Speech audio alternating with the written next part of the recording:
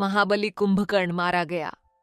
यह सुनकर रावण शोक से संतप्त होकर मूर्छित हो गया। देवांतक, नरांतक, त्रिशिरा आदि भी फूट फूट कर रोने लगे।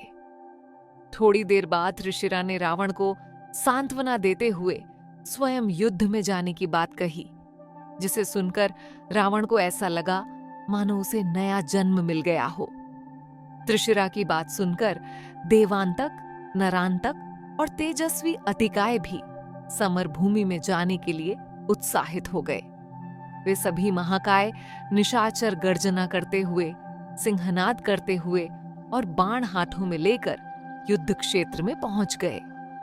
राक्षसों और वानरों में भयंकर युद्ध हुआ।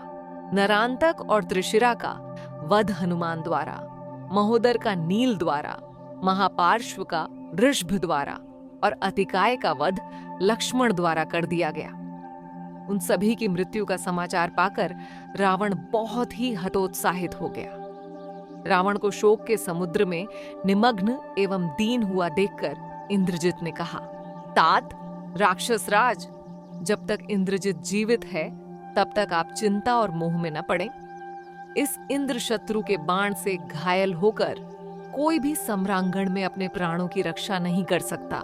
ऐसा कहकर अपने पिता से आज्ञा लेकर उसने युद्ध भूमि के लिए प्रस्थान किया। रास्ते में उतरकर अग्नि में आहुति देकर उसने ब्रह्मास्त्र का आवाहन किया और अपने रथ, धनुष आदि समस्त अस्त्र शस्त्रों को वहां सिद्ध मंत्र से अभिमंत्रित करके रणभूमि में प्रवेश किया। युद्ध में वानरों को नष्ट करते हुए उसने राम लक्ष्मण पर चमकीले बाणों की वर्षा की। जब राम और लक्ष्मण दोनों इंद्रजित के बाणों से घायल हो गए तो उसने हर्ष से गर्जना की और लंका लौट गया।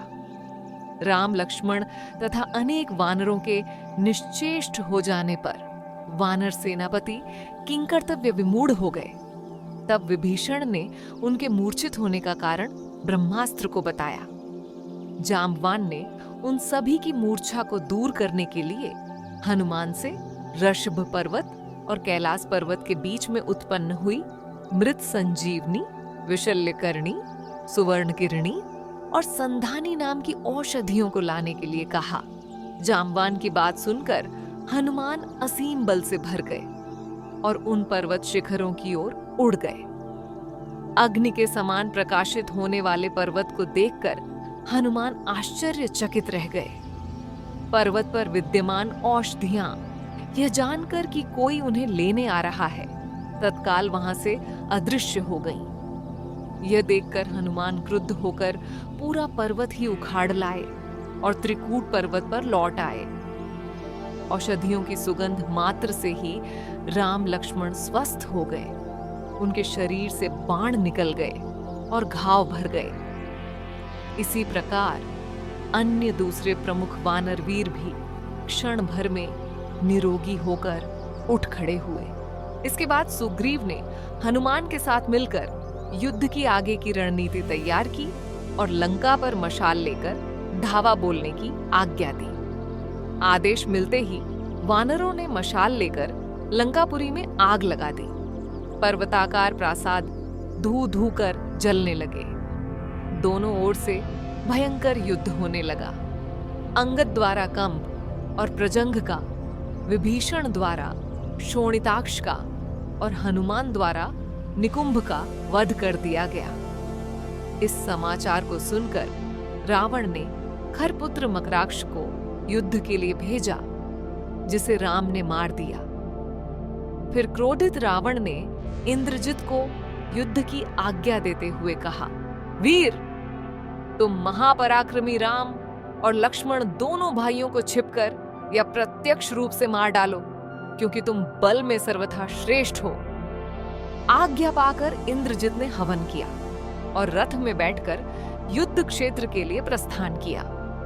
उसका रथ आकाश में था और वहीं से वह राम लक्ष्मण पर पहने बाणों से प्रहार करने लगा। इंद्रजित ने माया से धूम्र जनित अंधकार की सृष्टि की, जिससे वह किसी को दिखाई नहीं दे रहा था। और उसी वातावरण में वह उनके ऊपर नाराज बाणों की वर्षा करने लगा। तब वे दोनों वीर भी उस पर तीखे बाण छोड़ने लगे। चूंकि अंतर्धान शक्ति से उसका रथ छिपा हुआ था, इस कारण उस क्रूर कर्मी राक्षस का वध करने के लिए राम इधर उधर दृष्टिपात करने लगे। राम के मनोभावों को समझकर इंद्रजित एक बार तो लंकापुरी चला गया, लेकिन अनेक राक्षसों के वध का स्मरण आते ही वह पुनः रणभूमि में आ गया। राम लक्ष्मण को युद्ध के लिए तैयार देखकर उसने उस समय अपनी माया प्रकट की। उसने मायामयी सीता का निर्माण कर अपने रथ पर बैठा लिया। हनुमान ने जब उसके रथ पर सीता को बैठे देखा तो वे मुख्य मुख्य वानरों के साथ उस रावण पुत्र की ओर दौड़े। वानरों को अपनी ओर आते देख इंद्रजित बहुत क्रुद्ध हुआ और वह सीता के केश पकड़कर उन्हें घसीटने लगा।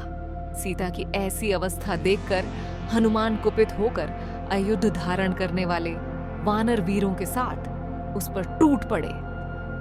इंद्रजित ने कुपित होकर सीता को मार डालने के लिए कहा और स्वयं ही तेज धार वाली तलवार से उन पर घातक प्रहार किया, जिससे वे नीचे गिर पड़ी। तत्पश्चात इंद्रजित हर्ष के साथ जोर जोर से सिंहनाद करने लगा। हनुमान को राम के पास जाते देख इंद्रजित भी होम करने की इच्छा से निकुंभिला देवी के मंदिर चला गया।